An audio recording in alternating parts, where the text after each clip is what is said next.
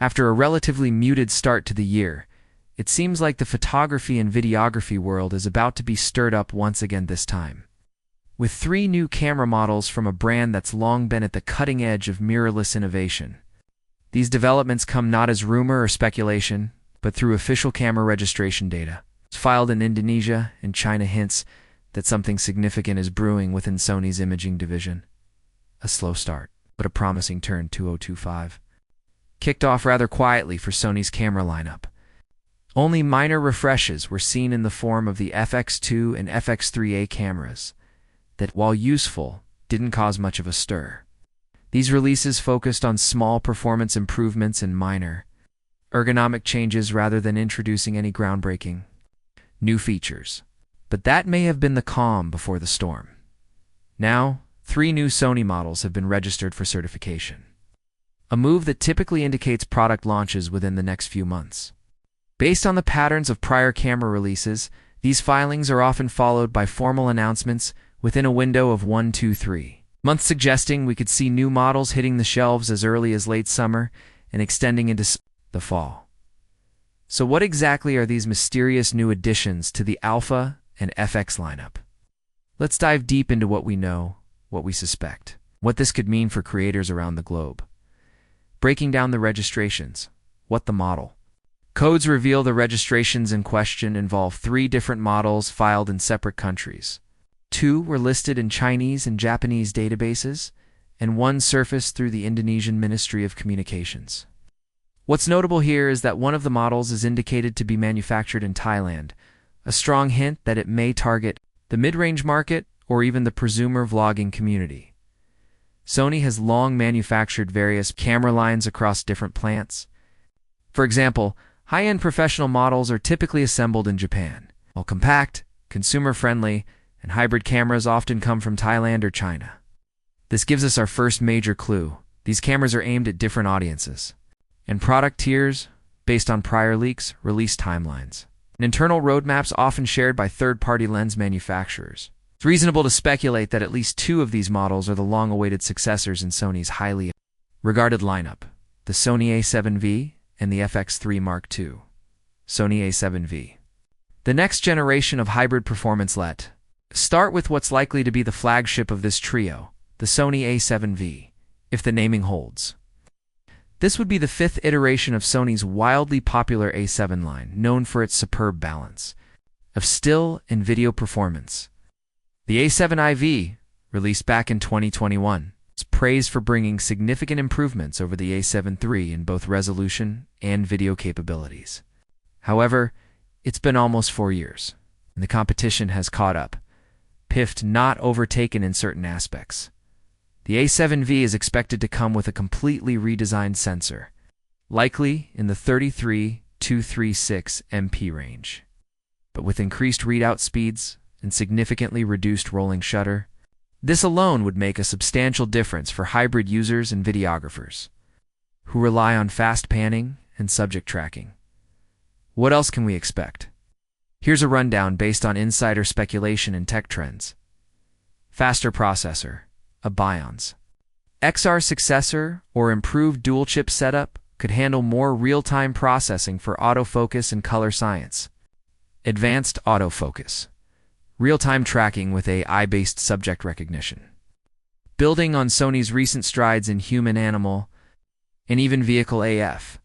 Internal 10-bit, 42222 4K, 120p.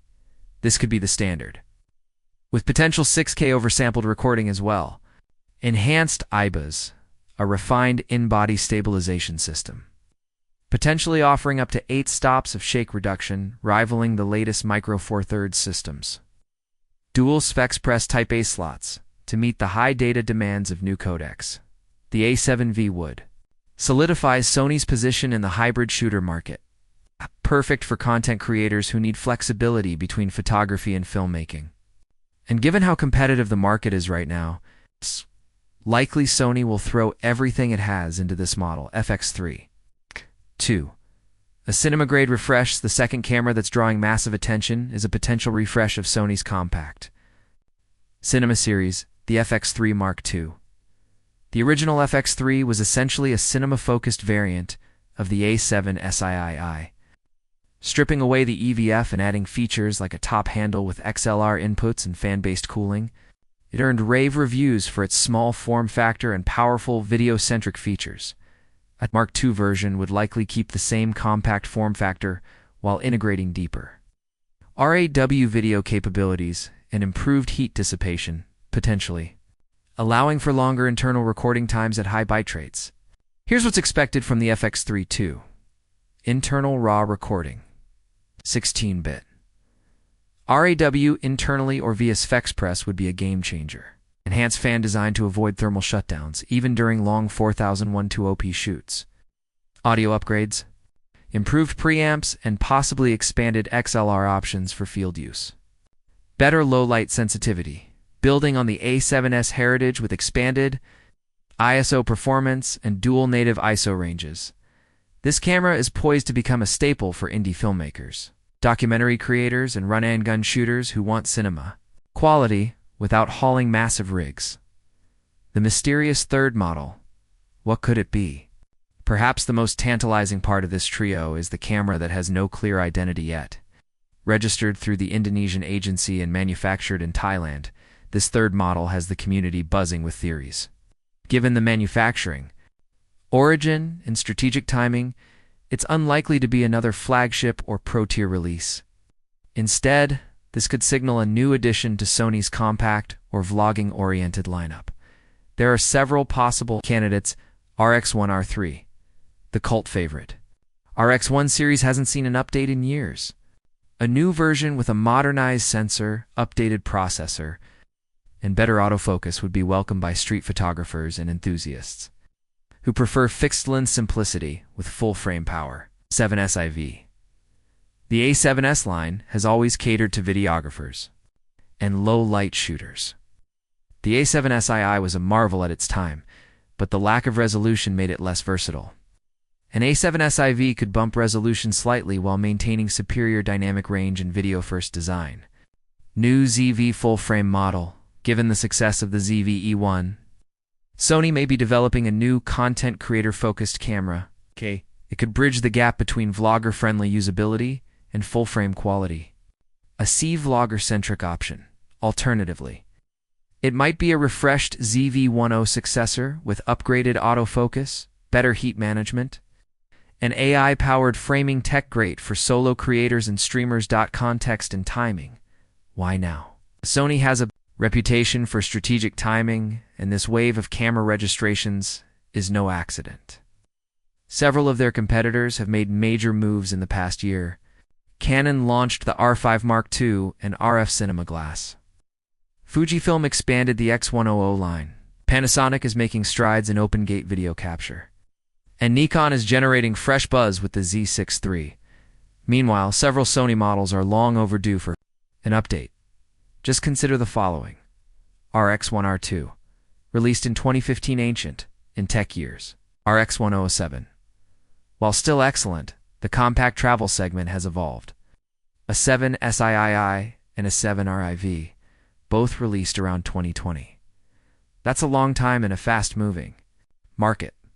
FX6 and FX9, still powerful, but lacking in codecs compared to newer competitors. This combination of market pressure and product cycle timing makes now the perfect opportunity for Sony to reassert dominance across different user segments, from enthusiast to professional, from vlogger to cinematographer. Lens announcements and ecosystem expansion in tandem with these rumored bodies. Third-party manufacturers have begun to hint at compatible lens releases for the E-mount system. Sigma in particular is reportedly preparing a new line of compact primes for full-frame users. It's aimed at creators seeking lightweight travel gear.